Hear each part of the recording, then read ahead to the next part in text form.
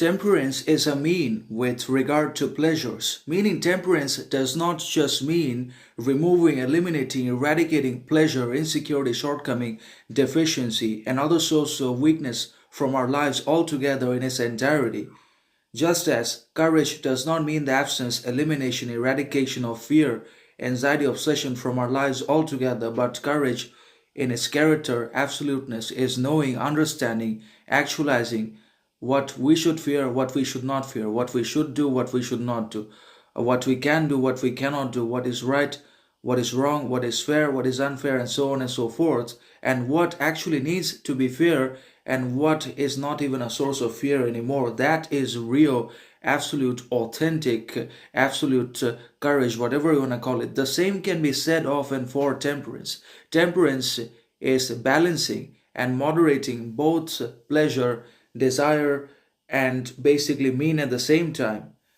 Just as courage and confidence are balanced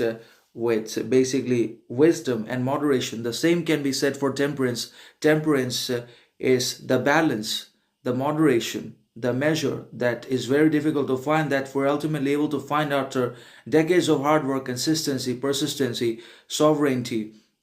between both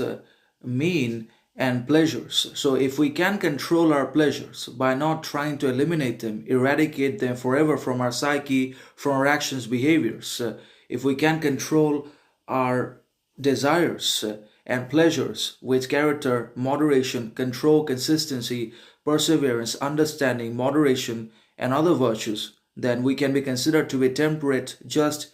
equitable, fair, moral, authentic, whatever you want to call it. But we cannot be considered to be controlled, moderate, just, equitable at all if we just do not have any control over desires, pleasures, wants for either our own recognition or for external validation, attention, approval, success, money, fame, possession, etc. So it's all about control, moderation between desire, want, achievement, success, and not the elimination of them either, that really makes us great, memorable, significant, sovereign, and obviously we stand out in the midst of the others, no matter who they are, what they might have achieved. Ultimately, they are all victims and slaves